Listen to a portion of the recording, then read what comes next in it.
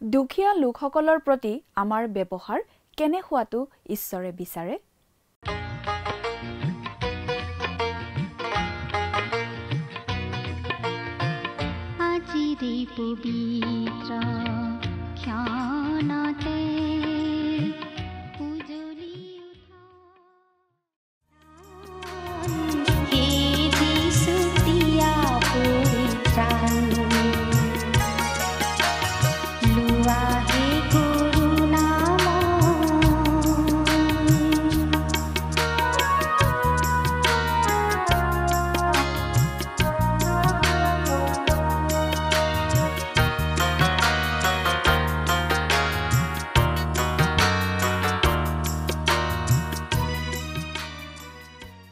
নমস্কাৰ, আমাৰ ভক্তিবচন অনুষ্ঠানলৈ আপোনাক স্বাগতম জনাইছো। খ্ৰীষ্টীয় বিশ্বাসী লোকসকলৰ বাবে বিশেষভাৱে প্ৰস্তুত কৰা এই ভক্তিবচন অনুষ্ঠানটো হৈছে বাইবেল অধ্যয়নৰ ধাৰাবাহিক অসমীয়া অনুষ্ঠান। বাইবেলৰ গোটেই ৬৬খন পুস্তকৰে আমি ইয়াত অধ্যয়ন কৰিম।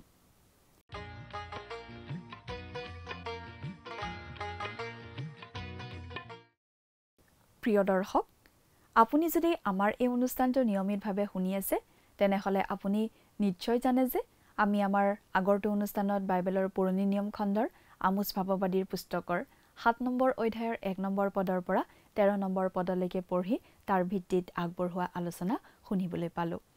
আজিৰ অনুষ্ঠানত আমি আমোচ ভাৱবাদীৰ পুস্তকৰ ৭ নম্বৰ অধ্যায়ৰ ১৪ নম্বৰ পদৰ পৰা ৮ নম্বৰ অধ্যায়ৰ ৪ নম্বৰ পদলৈকে পঢ়ি তাৰ ভিত্তিত আগবঢ়োৱা আলোচনা শুনিবলৈ পাম। আমোচ ভাৱবাদীৰ পুস্তকৰ ৭ নম্বৰ অধ্যায়ৰ পৰা পুস্তকখনৰ তৃতীয়টো প্ৰধান ভাগৰ আৰম্ভণি ঘটিছে। পুস্তকখনৰ এই শেষৰ অধ্যায় ৩টাত আছে ভৱিষ্যতৰ দৰ্শন। ঈশ্বৰে আমোচক দিয়া কিছুমান দৰ্শন অতি আচৰিত আৰু গুৰুত্বপূৰ্ণ আছিল। সেই সময়ত ইছৰাইলৰ প্ৰজাসকলে বছৰত দুবাৰ ফচল চপাইছিল। প্ৰথম ফচল ৰজাক কৰ দিওঁতেই খৰচ হৈছিল। কিন্তু আমোচে জনাইছে যে ৰজাক দিবলগীয়াখিনি দিয়াৰ পাছত দ্বিতীয় ফচলখিনি মানুহে নিজলৈ চপোৱাৰ আগতেই কাকতি ফৰিং আহি খাই নষ্ট কৰি পেলাইছিল।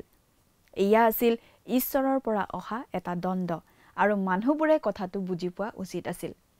আমোচে ইছৰাইল ৰাজ্যখন শত্ৰুৰ হাতত বন্দী হ'ব বুলি কৰি থকা ভাৱবাণী বৈতেলৰ পুৰোহিত অমছিয়াই ভাল পোৱা নাছিল। অমছিয়াই আমোচক ঠাট্টা কৰি কৈছিল যে তুমি ইয়াত ভাৱবাণী ঘোষণা কৰিব নালাগে। তুমি ইয়াত কাকো আঘাত নকৰাকৈহে কথা কোৱা উচিত। গতিকে তুমি দক্ষিণৰ ৰাজ্য জিহুদালৈ যোৱা, তাতে তোমাৰ জীৱিকাৰ উপায় বিচাৰি লোৱা। তুমি ইয়াৰ পৰা জিহুদালৈ পলাই যোৱা। অৰ্থাৎ অমছিয়াই এনেদৰে আমোচ ভাৱবাদীক খেদি দিয়াৰ নিচিনা হৈছিল। ইছৰাইল ৰাজ্যত তেওঁ খাপ নাখায় বুলি কোৱাৰ নিচিনা হৈছিল। কিন্তু আমোচে ঈশ্বৰৰ বাক্যই কৈ আছিল আৰু সেইটোহে গুৰুত্বপূৰ্ণ কথা। মানুহে কি শুনি ভাল পায় সেইটো মূল কথা নহয়, ঈশ্বৰৰ কথা কোৱাটোহে সকলোতকৈ গুৰুত্বপূৰ্ণ কথা।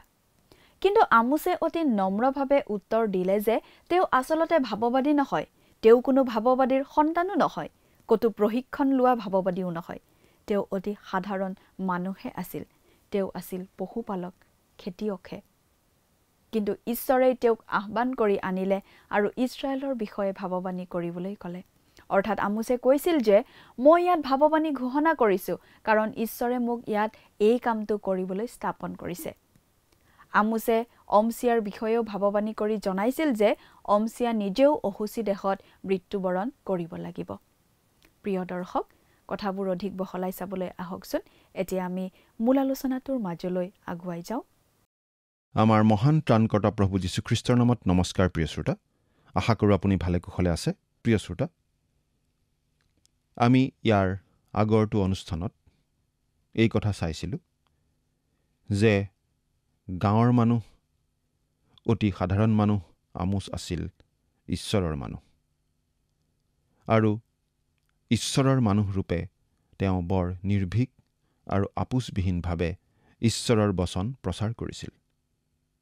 সেয়েহে যোৱা অধ্যয়নত আমি এই কথাৰে আমাৰ অধ্যয়ন সামৰণি মাৰিছিলোঁ যে আমাৰ খ্ৰীষ্টীয় মণ্ডলীসমূহত প্ৰভুৰ দাস আমোচৰ দৰে আমাক এনে অনেক লোক লাগে যিসকলে গীৰ্জাৰ বেদী মঞ্চসমূহৰ পৰা ঈশ্বৰৰ বচনসমূহ ঈশ্বৰৰ বচন ৰূপেই প্ৰচাৰ কৰিব নিৰ্ভীক আৰু আপোচবিহীনভাৱে। 7 নম্বৰ অধ্যায়ৰ 12 আৰু 13 নম্বৰ পদত আমি চালোঁ যে তেওঁৰ পৰিচৰ্যা কামত বাধা হৈছিল শয়তানৰ দাস পুৰোহিত অমছিয়া, যি অমছিয়াই আমোচক হেয় প্ৰতিপন্ন কৰি ইটিকিং কৰি প্ৰভুৰ সেৱাৰ পৰা আঁতৰ কৰি পঠিওৱাৰ যৎপৰোনাস্তি চেষ্টা কৰিছে। তাৰ প্ৰত্যুত্তৰ আমোছে কেনেদৰে দিছে সেই বিষয়ে এতিয়া আমি পাম। পাঠ কৰি দিওঁ আমোছ 7 নম্বৰ অধ্যায়ৰ 14 আৰু 15 নম্বৰ পদ দুটা। যদিহে লগত বাইবেল আছে চাই যাব, আৰু যদিহে লগত বাইবেল নাই অনুগ্ৰহ কৰি মন দি শুনিব। পাঠ কৰি দিম। তেতিয়া আমোছে উত্তৰ কৰি অমছিয়াক ক'লে, মই ভাৱবাদী নাইবা শিষ্য ভাৱবাদী নাছিলোঁ, কিন্তু মই পশুৰখীয়া আৰু ডিমৰু আপডাল কৰোঁতা আছিলোঁ। জিহুৱাই মোক ভেড়াৰ জাক চৰোৱাৰ পাছৰ পৰা আনিলে, আৰু জিহুৱাই মোক ক'লে, তুমি গৈ মোৰ প্ৰজা ইছৰাইলৰ আগত ভাৱবাণী প্ৰচাৰ কৰাগৈ। আমোছে যেতিয়া উত্তৰ দিছিল তেতিয়া বৰ শান্তশিষ্টভাৱে আৰু বৰ উপযুক্ত ধৰণে উত্তৰ দিয়াৰ দ্বাৰা প্ৰমাণ কৰি দেখুৱাব পাৰিছে যে তেওঁ বৰ ভাৰসাম্য ৰাখি চলা নিয়মৰ মানুহ আছিল। তেওঁ বৰ উগ্ৰ আৰু ভাৱবাদীৰ ক্ষমতাৰে উত্তৰ দিয়া নাছিল। তেওঁ কিঞ্চিত মানুহ মৌলবাদী নাছিল। তেওঁ কৈছিল, মই জানো যে মই ভাৱবাদী নহয়। মই ভাৱবাদী বুলি নিজকে ক'তো দাবীও কৰা নাই। মই ভাৱবাদী হ'বলৈ তোমালোকৰ প্ৰশিক্ষণ বিদ্যালয়সমূহলৈকো যোৱা নাই। মই এনেকি ভাৱবাদী এজনৰ পুত্ৰও নহওঁ। মই কেৱল পশুপালক আৰু ডিমৰু আপডাল কৰোঁতা মানুহহে হওঁ। কিন্তু ঈশ্বৰেই মোক আনিছে, আৰু তেওঁৱেই মোক ভাৱবাণী প্ৰচাৰ কৰিবলৈ আদেশ দিছে। ঈশ্বৰে তেওঁৰ কামৰ কাৰণে মোক ইয়ালৈ আনিলে, আৰু সেই কাৰণেহে মই ইয়াত আছোঁ। এজন মানুহৰ যেতিয়া তেনে আত্মবিশ্বাস থাকে, তেতিয়া জানিব পাৰি যে তেওঁৰ বাস্তৱিকতেই বিশ্বাস আছে। কোনো মানুহ যদি ঈশ্বৰৰ কাৰণে কোনো পৰিচৰ্যা কাম কৰিব বিচাৰে, তেতিয়া মানুহজনে সেই কামটোৰ কাৰণে ঈশ্বৰৰ আহ্বানো পোৱা কথাটোত অতি স্পষ্ট হ'ব লাগে। ঈশ্বৰৰ আহ্বান পোৱাত যদি কোনো সন্দেহ থাকে, তেন্তে তেওঁ সেই পৰিচৰ্যা কামত জড়িত হ'ব নালাগে।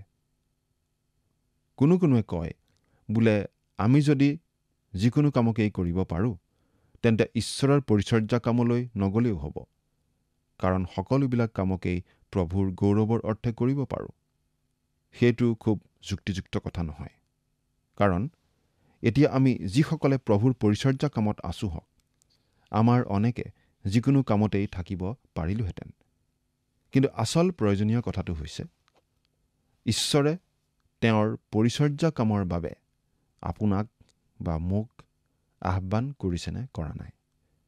ঈশ্বৰে যদি তেওঁৰ পৰিচৰ্যা কাম কৰিবলৈ আপোনাক আহ্বান কৰিছে, আপোনাক মাতিছে, তেন্তে আপুনি যিকোনো কামকে কৰা উচিত নহয়। কোনো বিশেষ কামৰ বাবে আপুনি ঈশ্বৰৰ আহ্বান নিশ্চিতভাৱে পালে সেই কাম কৰিবলৈ আগবাঢ়ি যোৱাত আচলতে আপোনাক একোৱেই বাধা দি ৰখা উচিত নহয়।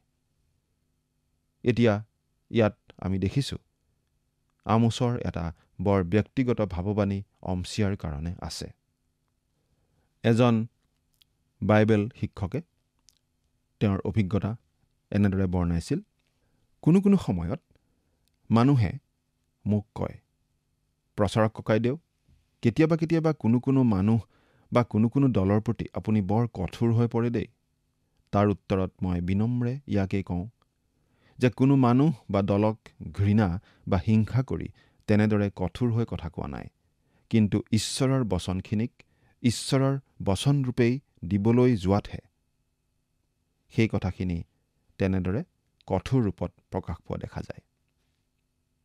কেতিয়াবা মোক পৰামৰ্শ দি কোৱা হয় যে আমি খ্ৰীষ্টীয় লোকসকলে হেনো মিঠামুখীয়া আৰু মৰম কঠীয়া হ'ব লাগে, মানুহক কঠোৰ কথা ক'ব নালাগে, প্ৰেমটোৱেই হেনো আমাৰ কথা বতৰাৰো মূল মন্ত্ৰ হ'ব লাগে। প্ৰেম, প্ৰিয় শ্ৰোতা, প্ৰেম। কিন্তু বহু সময়ত কঠোৰতাৰ গৰ্ভতহে প্ৰেমৰ মূল্য, প্ৰেমৰ অৰ্থ লুকাই থাকে। এতিয়া ঈশ্বৰৰ দাস আমোচৰ আমাৰ ভাই অমছিয়াক কি ক'বলৈ আছে শুনকচোন। 7 নম্বৰ অধ্যায়ৰ 16 আৰু 17 নম্বৰ পদ। এই হেতুকে এতিয়া তুমি জিহুৱাৰ বাক্য শুনা। তুমি কৈছা, ইছৰাইলৰ বিৰুদ্ধে ভাৱবাণী প্ৰচাৰ নকৰিবা, ইছহাকৰ বংশৰ বিৰুদ্ধে বাক্য নবৰষাবা। এই নিমিত্তে জিহুৱাই এই কথা কৈছে, তোমাৰ ভাৰ্যা নগৰখনত বেশ্যা হ'ব, তোমাৰ যিবিলাক তৰোৱালৰ দ্বাৰাই পতিত হ'ব, আৰু তোমাৰ মাটি পৰিমাণ জৰিৰে ভগোৱা হ'ব। তুমি নিজেও অসুচি দেশত মৰিবা, আৰু ইছৰাইলক নিজ দেশৰ পৰা দেশান্তৰ কৰা হ'ব। আমোচ ভাৱবাদীয়ে অমছিয়াক জনাইছিল যে তেওঁক ক'বলৈ আমোছে ঈশ্বৰৰ পৰা কথা পাইছিল। এই ভাৱবাণী আছিল মনটোক বৰ উগুল থুগুল লগোৱা ধৰণৰ ভাৱবাণী, আৰু এই ভাৱবাণী আছিল বৰ কঠোৰ ভাৱবাণী। কিন্তু সঁচা কথাটো হ'ল যে এই ভাৱবাণী আছিল বৰ সত্য ভাৱবাণী। কাৰণ অচুৰীয়াহঁত যেতিয়া নামি আহি ইছৰাইল আক্ৰমণ কৰিছিল, তেতিয়া আক্ৰমণকাৰী অচুৰীয়া পুৰুষসকলে ইছৰাইলৰ তিৰোতাসকলক বেশ্যাত পৰিণত কৰিছিল। ইছৰাইলৰ যিবিলাকক তৰোৱালেৰে বধ কৰিছিল আৰু যিবিলাকক বধ কৰা হোৱা নাছিল, সেই সকলোকে বন্দী কৰি অচুৰীয়াসকলৰ দেশলৈ দেশান্তৰ কৰি লৈ গৈছিল। আৰু সোণৰ দামুৰিৰ এই পুৰোহিত অমছিয়াকো অচুৰীয়াসকলৰ দেশলৈ দেশান্তৰ কৰি লৈ যোৱা হৈছিল। অমছিয়াৰ ক্ষেত্ৰত আমাৰ ধাৰণাটো আছে যে বন্দী জীৱন কটাই বৃদ্ধ হোৱা অমছিয়াই কিজানি মৃত্যুশয্যাত পৰি কেকাই কেকাই কৈছিল, সোণৰ দামুৰিটোৰ কাৰণে কৰা পৰিচৰ্যাখিনি মই যদি মোৰ জীৱন্ত ঈশ্বৰ জিহুৱাৰ নিমিত্তে কৰিলোহেঁতেন, তেন্তে কিমান ভাল হ'লহেঁতেন। কিন্তু ধিক মোৰ জীৱন, এতিয়া বহু পলম হৈ গ'ল। যিসকলে যেতিয়া ঈশ্বৰৰ বচন দিয়া উচিত তেতিয়াই দিয়া উচিত। আমি পশ্চিমীয়া দেশৰ এজন বিখ্যাত লোকৰ বিষয়ে পাওঁ। ঈশ্বৰৰ দাস সেই লোকজনে তেওঁৰ ৰজাক ঈশ্বৰৰ বচন দিয়াটো কৰ্তব্য আছিল। কিন্তু তাৰ পৰিৱৰ্তে তেওঁ সেই ৰজাৰ লগ লাগি ৰাজনীতিত জড়িত হৈ পৰিছিল। কিন্তু অন্তিম সময়ত মৃত্যুশয্যাত পৰি থাকি গভীৰ অনুশোচনাৰে তেওঁ কৈছিল, জীৱনত মোৰ ডাঙৰ ভুল হৈ গ'ল। মই যিদৰে ৰজাৰ সেৱা কৰিলোঁ, তেনে সেৱা আগবঢ়াব লাগিছিল মোৰ জীৱনৰ গৰাকী জীৱন্ত ঈশ্বৰলৈ। কিন্তু এতিয়া বহু পলম হৈ গ'ল, ধিক মোৰ জীৱন। অমছিয়াই ইছৰাইলৰ সন্তানসকলক ঈশ্বৰৰ বচন দিয়া নাছিল, আৰু সেই পশ্চিমীয়া দেশৰ লোকজনেও তেওঁৰ ৰজাক ঈশ্বৰৰ বচন দিবলৈ সুবিধা পায়ো দিয়া নাছিল। কথাটো মন কৰক প্ৰিয় শ্ৰোতা। আপুনি বাৰু ঈশ্বৰৰ পৰিচৰ্যাকাৰী লোক নেকি? যদিহে হয়, তেন্তে কাৰ ভূমিকা আপুনি পালন কৰিছে? অমছিয়া আৰু সেই পশ্চিমীয়া লোকজন নে আমোচৰ? ঈশ্বৰৰ পৰিচৰ্যাকাৰী হৈও আপুনি যদি ঈশ্বৰৰ বচন মানুহক নিদিয়ে, তেন্তে আপোনাতকৈ ডাঙৰ বিশ্বাসঘাতক কোন থাকিব পাৰে? ঈশ্বৰৰ পৰিচৰ্যা কৰিবলৈ যদি আপোনাক আহ্বান কৰা হৈছে, তেন্তে ঈশ্বৰৰ বচন ক'বলৈকে আপোনাক আহ্বান কৰা হৈছে। আপুনি যদি পৰিচৰ্যাকাৰী ৰূপে ঈশ্বৰৰ বচন খ্ৰীষ্টৰ নামৰ নিমিত্তে দিয়া নাই, তেন্তে আপুনি বাস্তৱিকতেই বিশ্বাসঘাতকতাৰ কাম কৰিছে। এই কথাটো কঠোৰ হ'লেও সঁচা। আমোচৰ কথাৰ নিচিনাই আমি কোৱা কথাখিনিও কঠোৰ হৈছে, তাক আমি জানিছোঁ। কিন্তু কথাটো হ'লে সঁচা, আৰু সঁচা কথাবিলাক প্ৰায়েই কঠোৰ কথা। প্ৰিয় শ্ৰোতা, 7 নম্বৰ অধ্যায়ৰ অধ্যয়ন শেষ হৈছে। গতিকে আমি 8 নম্বৰ অধ্যায়ৰ অধ্যয়নত ধৰোঁ হওক। এই অধ্যায়টোৰ পৰা আজিৰ অধ্যয়নত মাত্ৰ 5টা কথাৰ বিষয়ে অধ্যয়ন কৰোঁ হওক। এই অধ্যায়টোত পকা ফল থকা পাচি এটাৰ দৰ্শনৰ বিষয়ে আছে। এইটো হৈছে চতুৰ্থ দৰ্শন, আৰু গোটেই 8 নম্বৰ অধ্যায়টোত এই দৰ্শনৰ বিষয়েই আলোচনা কৰা হৈছে। পুস্তকখনৰ পাছৰ কথাখিনি বুজি পাবলৈ আমি এই দৰ্শনটোৰ অৰ্থ বুজি পোৱাটো বাস্তৱিকতেই বৰ দৰকাৰ। এই দৰ্শনটোৰ অৰ্থ বুজি পালে প্ৰভু যীশুৱে আমাক কোৱা কিছুমান কথা আমি সহজে বুজি পোৱাত সহায় হ'ব। এতিয়া আমি 8 নম্বৰ অধ্যায়ৰ 1 নম্বৰ পদটো পাঠ কৰিছোঁ, শুনিবচোন। প্ৰভু যীশুৱাই মোক এইদৰে দেখুৱালে, চোৱা, এপাচি পকা গুটি। আৰু তেওঁ ক'লে, হে আমোচ, কি দেখিছা? ফল মূলৰ বহু কথাই ক'ব পাৰি। আমাৰ অন্যান্য আহাৰৰ লগতে ফলাহাৰ বৰ প্ৰয়োজন। পকা ফল খাই ভাল নোপোৱা মানুহ চাগে আমাৰ মাজত নায়েই। কিন্তু আমি এনেকুৱা মানুহো দেখিছোঁ যিসকলৰ পকা ফলৰ নাম শুনিলেই জিভাৰ পানী পৰে। আৰু আপুনি জানেই যে বহু চৰাই চিৰিকটি আছে যিবোৰে ফলাহাৰৰ ওপৰতেই জীৱন ধাৰণ কৰে। ইয়াত আমোছে ফলেৰে পূৰ্ণ এটা পাচিৰ দৰ্শনৰ কথা কৈছে, আৰু এই পকা ফলেৰে ভৰা পাচিটোৰ পৰা আমাৰ কাৰণে এটা শিক্ষা আছে। প্ৰথমতে, পকা ফলেৰে ভৰা পাচি এটাই শস্য চপোৱাটোক বুজায়। ফল ছিঙি লোৱাৰ পাছত আমি জানো যে গছজোপাই বা লতাডালে লগে লগেই পুনৰ ফল দিব নোৱাৰে। তেতিয়া ডাল আৰু লতাবোৰত ফল নাথাকিব।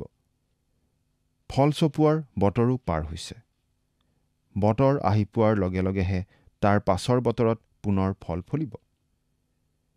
গতিকে তাৰ পৰা আমি দেখিবলৈ পাইছোঁ যে ফলবোৰ যদিও খাবলৈ সোৱাদ আৰু স্বাস্থ্যৰ বাবেও উপকাৰী, তথাপি ইয়াৰো একো বতৰ আছে। আৰু সেয়েহে ফলখিনি চপোৱাৰ পাছত আমি কওঁ বোলে ফল গোটোৱাৰ বতৰ অতীত হৈ গৈছে। দ্বিতীয়তে, এপাচি পকা ফলে আমাক এই শিক্ষাও দিয়ে যে পকা ফল বেগাই পচি যায়। কেৱল যে পচে সেয়া নহয়, পচা ফলে তাৰ এটা দুৰ্গন্ধও বিয়পাই থৈ যায়। এবাৰ এটা পৰিয়ালৰ তেনে এটা ঘটনাই ঘটিছিল। সুদূৰ এঠাইৰ পৰা আলহী এগৰাকী তেওঁলোকৰ ঘৰলৈ আহি পোৱাৰ কথা আছিল। পৰিয়ালটোৱে আলহীগৰাকীৰ বাবে তেওঁ থকা কোঠা আৰু কোঠাটোত প্ৰয়োজনীয় সকলো যা যোগাৰৰ লগতে ইবিধ সিবিধকৈ 2-3 বিধ পকা ফলো এটা পাচিত আলফুলকৈ সজাই ৰাখিছিল। তাৰ পাছতেই তাৰ বাৰ্তা পালে বোলে যাত্ৰাৰ বাবে আসন সংৰক্ষণ বাতিল হোৱাত তাৰ পাছৰ সপ্তাহটোতহে তেখেত আহিব পাৰিব। গতিকে পৰিয়ালটোৱে আলহীগৰাকীৰ বাবে প্ৰস্তুত ৰখা কোঠাটোত এসপ্তাহৰ বাবে তলা ওলোমাই দিলে। কিন্তু তেওঁলোকৰ মাজৰ এজনেও এই কথা মনতেই নেপেলালে যে কোঠাটোত তেওঁলোকে সৰু পাচি এটাত এপাচি পকা ফলো ৰাখিছে। আলহী আহি পায় মানে পাচিৰ সেই পকা ফলখিনি যে গেলি পচি যাব, তাকে জানিও পৰিয়ালৰ আটাইকেইজনেই মৰা গৰুৰ দৰে কথাটো পাহৰি গ'ল। এসপ্তাহৰ পাছত সেই আলহীগৰাকী আহি পালে। তেওঁৰ বাবে ৰাখি থোৱা সেই কোঠা খুলি দিয়া হ'ল। কোঠাটো খুলি দিয়াৰ লগে লগে কেইবাবিধ পচা ফলৰ অদ্ভুত আৰু উৎকট এবিধ গোন্ধই অতিথি আৰু গৰাকী সকলোকে আক্ৰমণ কৰিলে। এখন টেক দৌৰা দৌৰি হৈচৈ লাগিল। গেলি পচি যোৱা ফলখিনি আঁতৰ কৰা হ'ল। কত ধোৱা মোচা কৰা আৰু সুগন্ধি দ্ৰব্য ব্যৱহাৰ কৰাৰ পাছতো তাৰ বিয়পি পৰা গোন্ধখিনি কিন্তু ৰৈ গ'ল। এইদৰে আমি জানিব পাৰোঁ যে এপাচি পকা ফলখিনিৰ পৰা আমাৰ বাবে এই শিক্ষা আছে যে মানুহ এগৰাকী পকা ফলৰ দৰে ব্যৱহাৰৰ উপযোগী লোক হ'লেও ঠিক সময়মতেই তেওঁ ব্যৱহৃত হ'ব লাগিব। প্ৰিয় শ্ৰোতা, যিসকল লোক বৃদ্ধ হৈ পৰিছে, তেওঁলোকে বহুতে উঠোতে আহকে উঠিব বহিব লগা হয়। হয়তো তেওঁলোকে বহু বছৰ ধৰি ঈশ্বৰৰ পৰিচৰ্যা কৰি আছে। পৰিচৰ্যাৰ সময়খিনিত তেওঁলোক পকা ফলৰ নিচিনাই আছিল। কিন্তু যিমানেই দিন গৈ আছে, সেই পকা ফল হয়তো পচিবলৈ আৰম্ভ কৰা ফলৰ নিচিনা হয়। মনত বল থাকিলেও কঁকালৰ বল হয়তো নোহোৱা হয়। মনত বল থাকিলেও বহুতো ঠাইলৈ তেওঁলোক যাব নোৱাৰা হয়, বহুতো কাম তেওঁলোকে কৰিব নোৱাৰা হয়। কথাটো নিশ্চয় বুজি পাইছে। সেয়েহে সময় থাকোঁতেই, সুবিধা থাকোঁতেই আৰু কৰাৰ বাবে শৰীৰত বল শক্তি থাকোঁতেই সকলো কাম কৰিব লাগে। পকা ফলৰ পৰা এই কথাটো আমি বুজিব পাৰোঁ।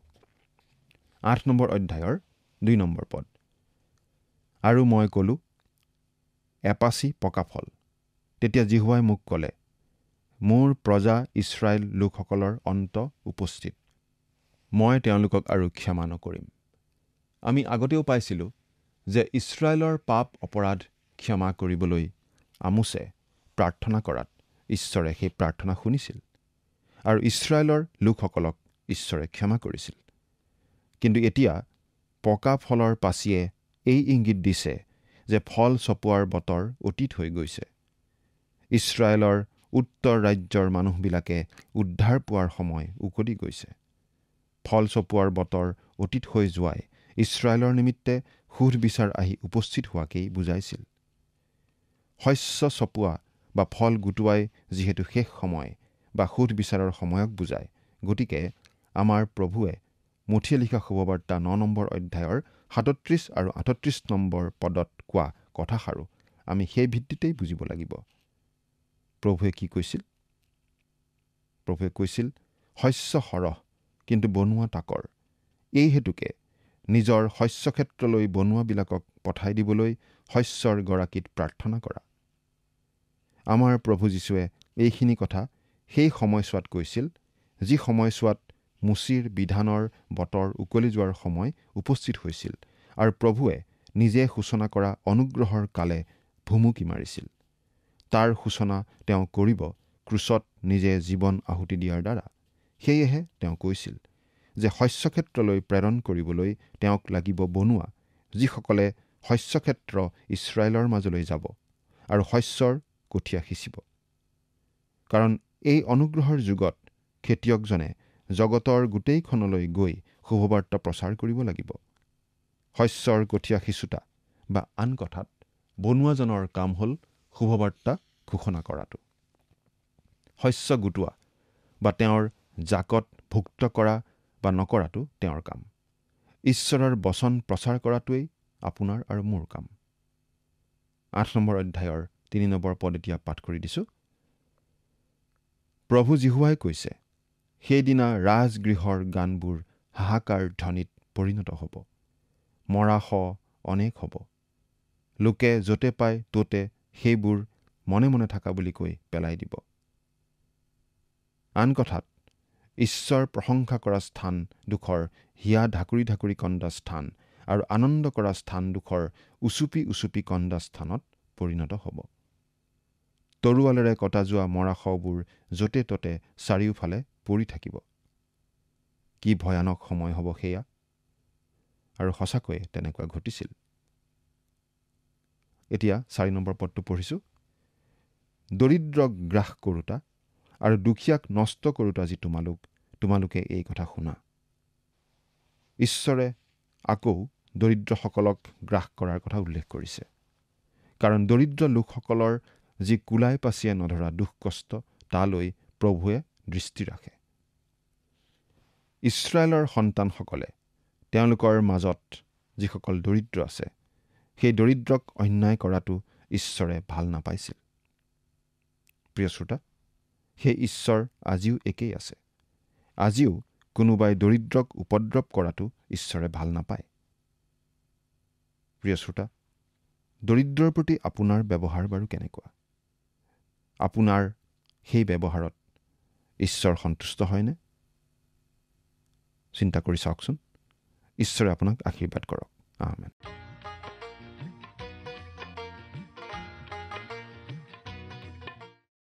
ইছৰাইল ৰাজ্যত দুখীয়া লোকক শোষণ কৰা, অত্যাচাৰ কৰা, দুখীয়া লোকৰ প্ৰতি অন্যায় অবিচাৰ কৰাটো সাধাৰণ কথা যেন আছিল আৰু ঈশ্বৰে ইছৰাইলৰ সেই অপৰাধটোৰ কথা আকৌ সোঁৱৰাই দিছিল আমোছ ভাৱবাদীৰ যোগেৰে। ঈশ্বৰে দুখীয়া লোকসকলৰ বিষয়ে কেনে চিন্তা কৰে তাৰ উমান আমি ইয়াৰ পৰাই পাব পাৰোঁ। কাৰণ ইছৰাইলৰ এই দুখটোৰ কথা তেওঁ বাৰে বাৰে সোঁৱৰাই দিয়া আমি দেখিবলৈ পাওঁ। ঈশ্বৰে বিচাৰে আমি যাতে দুখীয়া দৰিদ্ৰৰ যত্ন লওঁ। আমোছ ভাৱবাদীৰ দিনত ইছৰাইলৰ দুখীয়া লোকবিলাকৰ অৱস্থা ইমান শোচনীয় হৈছিল যে তেওঁলোকে সেই অৱস্থাৰ পৰা নিস্তাৰ পোৱাৰ কোনো উপায় নোহোৱা যেন হৈছিল। তাৰ যোগেৰে এইটো প্ৰকাশ পাইছিল যে সেই সময়ৰ ইছৰাইল দেশখন ঈশ্বৰলৈ ভয় নকৰা, ঈশ্বৰৰ কথামতে নচলা দেশ আছিল। প্ৰিয় দৰ্শক, আজিলৈ আমাৰ অনুষ্ঠানটো ইমানতে সামৰণি মাৰিব খুজিছোঁ। পৰৱৰ্তী অনুষ্ঠানত আপোনালোকক পুনৰ লগ পোৱাৰ আশা ৰাখিলোঁ। সামৰণিতে আহকচোন খন্তেক প্ৰাৰ্থনাত মূৰ দুৱাওঁ। স্বৰ্গত থকা অতি মৰমীয়াল দয়ালু পিতৃ ঈশ্বৰ, প্ৰভু তোমাক ধন্যবাদ দিওঁ এই সুন্দৰ সময়ৰ বাবে। বিশেষকৈ পিতৃ মই প্ৰাৰ্থনা কৰিছোঁ তোমাৰ চৰণত, তোমাৰ যি পবিত্ৰ বাক্য অধ্যয়ন কৰা হ'ল, এই বাক্যৰ যোগেদি সকলো দৰ্শকে আশীৰ্বাদ প্ৰাপ্ত হৈছে বুলি প্ৰভু বিশ্বাস ৰাখোঁ। আৰু তেওঁলোকক প্ৰভু তোমাৰ হাতত সমৰ্পণ কৰিছোঁ। প্ৰভু তুমি তেওঁলোকক আশীৰ্বাদ কৰিবা, তেওঁলোকৰ পৰিয়ালত আশীৰ্বাদ কৰিবা আৰু তেওঁলোকৰ সকলো প্ৰয়োজনবোৰ প্ৰভু তুমি পূৰণ কৰিবা। এই সকলো যাচনা মহান ত্ৰাণকৰ্তা প্ৰভু যীশুখ্ৰীষ্টৰ নামত অৰ্পণ কৰিছোঁ। আমেন। প্ৰিয় দৰ্শক, যোৱা অনুষ্ঠানৰ প্ৰশ্নটোৰ শুদ্ধ উত্তৰটো হৈছে অপশ্যন বি অমছিয়া। আজিৰ অনুষ্ঠানৰ ওপৰত আধাৰিত প্ৰশ্নটো হৈছে পশুৰখীয়া আৰু ডিমৰু আপডাল কৰোঁতা ভাৱবাদীজন কোন? অপশ্যন এ মিখা, অপশ্যন বি অমছিয়া, অপশ্যন চি হুছেয়া, অপশ্যন ডি আমোছ। প্ৰিয় দৰ্শক, আজিৰ প্ৰশ্নৰ সঠিক উত্তৰটো আজি সন্ধিয়া 6 বজাৰ আগেয়ে আপোনাৰ নাম আৰু সম্পূৰ্ণ ঠিকনাৰে সৈতে আমালৈ 7429840242 নম্বৰত SMS নাইবা হোৱাটছআপ যোগে প্ৰেৰণ কৰক। প্ৰিয় দৰ্শক, যদি আপোনাৰ এই অনুষ্ঠানটি শুনি ভাল লাগিছে তেনেহ'লে এই নম্বৰত এটি মিছ কল দিয়ক। ইয়াৰ যোগেদি আপুনি পৰৱৰ্তী অনুষ্ঠানত বিজয়ী হ'ব পাৰে।